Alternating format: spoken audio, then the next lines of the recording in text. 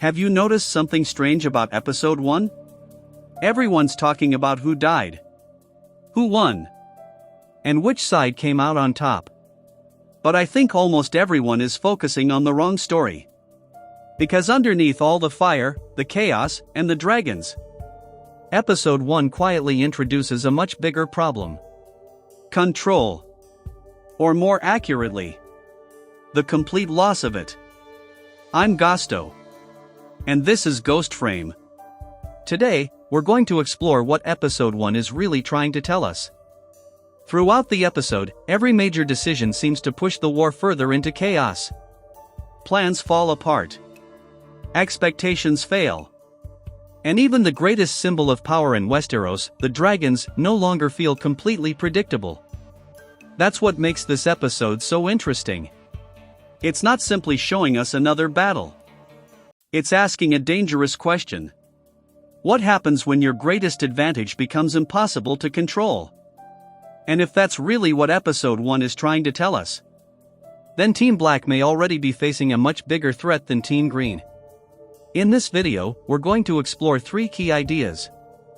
First, why this episode isn't really about victory.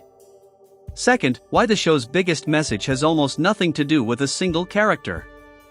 And finally, why this could be the moment the entire dance of the dragons begins to change. Let's dive in. Before we talk about individual characters, let's look at the bigger picture.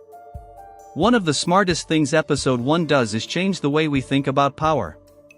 At the beginning of the dance, dragons seem like the ultimate advantage. If your side has more dragons, you should have the upper hand. Simple. But this episode begins to challenge that idea. Instead of showing dragons as perfect weapons, the story presents them as unpredictable forces that make every decision more complicated. That's a subtle but important shift. Real power isn't just about having the strongest weapon. It's about being able to control what happens after you use it. And that's where this episode becomes so interesting. Throughout the conflict, almost every decision creates consequences that nobody fully expects. The more the war escalates, the less control anyone seems to have over the situation. That's why I don't think this episode is really asking, who won? I think it's asking, what did victory actually cost? Because sometimes the price of winning is so high that it starts to look a lot like losing. And that's a pattern we should keep an eye on as the season continues.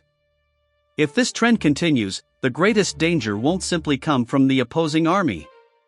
It'll come from the growing chaos that neither side can fully contain. And once a war reaches that point, even the strongest players can lose control of the game. If there's one moment that perfectly captures the message of this episode, it's the way the dragons are portrayed. For generations, House Targaryen believed dragons were the ultimate answer to every conflict. Bigger dragon.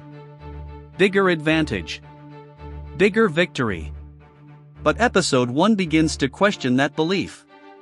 The more dragons enter the conflict, the more unpredictable the battlefield becomes. Instead of bringing order, overwhelming power starts creating confusion. And that's a fascinating shift. Because history has shown us that wars aren't always decided by who has the strongest weapon. They're often decided by who adapts the fastest when everything falls apart. That's why I think the episode spends so much time emphasizing consequences instead of triumph. Every decision creates another problem. Every advantage introduces another risk. And every success seems to carry a hidden cost. Even if one side achieves its immediate objective, the emotional and strategic consequences continue long after the battle ends. That's what makes this conflict different from an ordinary fantasy war. It's no longer just about defeating an enemy. It's about surviving the consequences of your own decisions. And once that line is crossed, winning becomes much harder to define. This idea becomes even more interesting when you compare the show with Fire and Blood. The series doesn't simply copy the book. It reshaped certain events and character arcs to put a stronger focus on personal choices and emotional consequences. Whether you prefer those changes or not, they support one central idea. This isn't just a war of armies. It's a war where every decision makes the next one even more difficult. So, what is episode 1 really trying to tell us? I don't think it's simply setting up the next battle. I think it's preparing us for something much bigger. Throughout this episode, one pattern keeps repeating itself. Every time someone believes they've gained control, the situation becomes even more unpredictable.